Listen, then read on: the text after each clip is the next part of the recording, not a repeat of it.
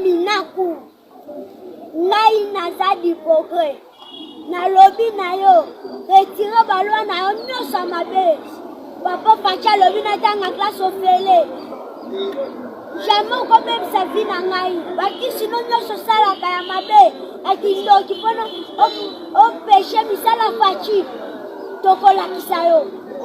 Waki TV is the best one. Tous la politique, mais ils ont la démocratie. Hein? Pour même que le professeur Moro non, tous la démocratie. Au qui qu'on dit on a une salle dans le cadre de la famille politique. Au qui qu'on dit ils ont droit. Moi je respecte beaucoup cela. Même population, au qui qu'on dénoncer, photo yoka bango, to corriger ma camp. On a comme député national, il fallait qu'on soit mis en disponibilité. Aux magistrats, mais en disponibilité. Dans mon assise, on a député en 2008, on a décidé que na quota, na barreau, na comme avocat. Et pour comme avocat, on qui cause la magistrature, même en détachement, même en disponibilité. On a démissionné dans la magistrature. C'est-à-dire qu'on a comme le président de la République, on a dit que nous avons longué dans la magistrature. Nous disons que nous avons bandimi, donc on a démissionné. Et puis on a fait un barreau à ma tête. On a comme avocat. Bandimi, nous avons avocat na barreau à ma tête. Au coquille, qu'on a la marche. Pour lui, qu'on a la slogan. Nous avons la population, tout ça. Tout ça, les Quinois, tout ça, les Congolais. En France, les gars, ils ont un bon mot. Madame, il y a la loi sur la magistrature. Mais yo intellectuel, au Tanga. Dans la mboka, Obaminaku, yo nandeko na yo, Gary Sakata, l'union sur les députés nationaux, Bozali, porteur, il y a loi Moko, la proposition de loi Moko sur la magistrature, alors que Balobi yo, Ozali parmi 315 magistrats au Moussa Revokaki, pour Makambwanya Mouniamu. Au coquité normalement, pour initier loi ya porté wana, pour Yomoko, vous avez déjà magistrat révoqué. Au Kolobani. Eza lokuta monene ya malamuti. Na kota magistrature en 1990. Na parquet à grande instance ya matete. De 90 à février 98. 98 na koti na ministère de la justice. Ministre de la justice ezali nani moins économe. Ngai magistrat en détachement, conseiller dans le ministère. Après 98, j'ai continué au coma député national en 2006. Pour le coma député national, il fallait qu'on soit mis en disponibilité. Aux magistrats, mais en disponibilité. Dans mon assise, on a député en 2008, on a décidé que na quota, na barreau, na comme avocat. Et pour le coma avocat, on qui cause la magistrature, même en détachement, même en disponibilité. Na démissionné dans la magistrature.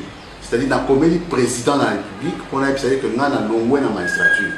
Nous disons que nous avons longué. Bandimi, donc on a démissionné. Et puis on a fait un barreau à ma tête. On a comme avocat. Bandimi, nous avons avocat na barreau à ma tête. Donc on a comme avocat sur le longo là dans la magistrature.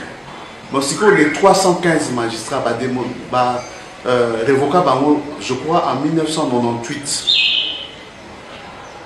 Vers novembre, en 1998. Naza na liste wana te, ba révoquant na te, les a lokuta.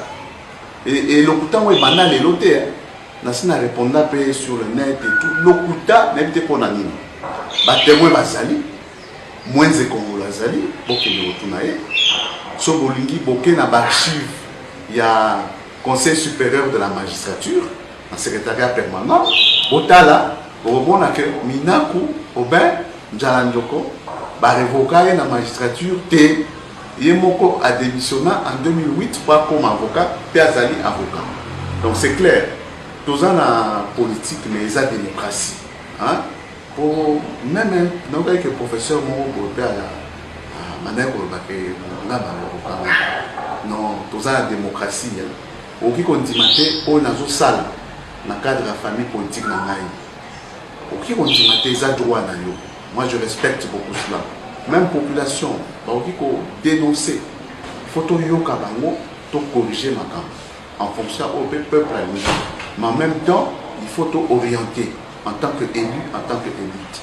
Mais pourquoi c'est la montre ma camp que va révoquer alors que va révoquer n'a tati n'a soit pour sanction na carrière na la magistrature, c'est-à-dire que ça n'a sanctionné aux a suspendus jamais.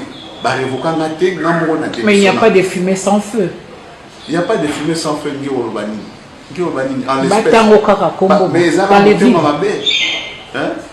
Au coquille, comme ça la marche. Pour oui, comme ça la basse slogan. Il y a la population, tout ça. Tout ça, les Quinois, tout ça, les Congolais. En France, les gars, ils ont un bon mot. Madame, il y a la loi sur la magistrature. Mais yo intellectuel, au Tanga, au vérifié T, au Luki, ordonnance de révocation T, au Yorika Soki Wapi, ou bien au Tangi sur le net, sur la toile. Moutoumon a monté à Mabé, à Lingaka Oben Mina Kouté, Joumon Rabo et Panaya commis, Oben Mina Kouté révoqué parmi les 315 magistrats. Mais yo peut bini, ok, le bas la télévision, non, c'est un révoqué. Bah révoqué, moi n'a abattuté. Moi n'a fonctionnaire. Botanga na bandal, boulot nanga na sala normalement, ndenge tout à ça quoi que ni boso, naza pena mama be na ngai, na yoka ka pe mingi, mais wana ezali lokuta ya malamu te. Ya lokuta monene.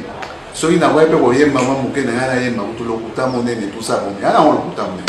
Merci beaucoup. Avocat. Bandiminga lelo naza avocat na barua matete. Comme avocat sur l'ongola en magistrature. Bon, si les 315 magistrats révoquables, je crois, en 1998, vers novembre, en 1998. Naza na liste wanate, révoquable, les a lokuta. Et lokuta, oui, banal et l'auteur. Nasi na répondre sur le net et tout. Lokuta, n'était pas nanine. Batémoin bazali, moins de Congo lazali, boké de Otunae, so bolingi boké na archive, il y a Conseil supérieur de la magistrature, un secrétariat permanent, botala, bon que Minaku, Aubin, Njalandjoko, ba révoqué na magistrature, té, Yemoko a démissionné en 2008 pas comme avocat, puis azali avocat. Donc c'est clair, tous la politique, mais la démocratie, hein?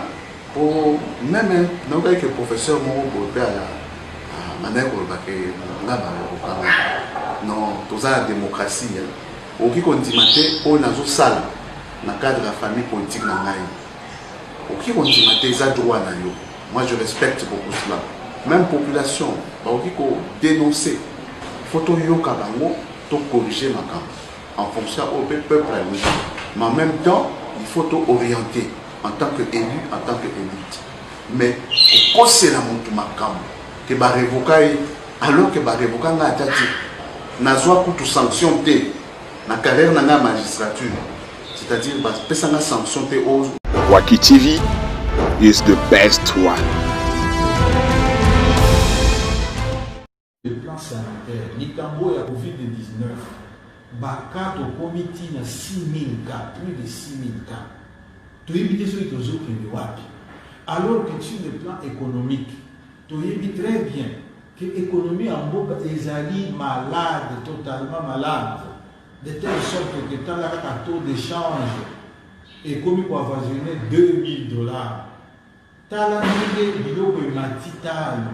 alors que sur le plan de sécurité en Boka, les lots du jamais vu. Sur les 9 frontières, pratiquement, tous allez envahir au moins 7 pays. Mais est-ce que on est attitude de ces médias tous vraiment, au lieu de s'occuper, n'a pas besoin fondamental à la population, sécurité à la population, intégrité territoriale, parce que tu as fêté 60 ans anniversaire dans une semaine. Mais tu allez envahir dans les pays voisins. Au lieu de tout ce tout bunda, tout vraiment redoubler d'efforts pour Covid est pénétré dans la population.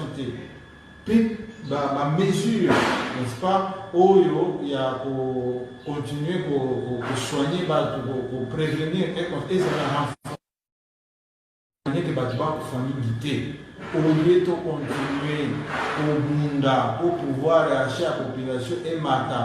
Est-ce que vraiment la population est a besoin de l'acte de vandalisme ou de terrorisme urbain ou il y a pour empêcher ni institution, il y a parlement et ça comme ça. Je me Biso te souhaite une bonne chance dans la coalition. Waki TV is the best one.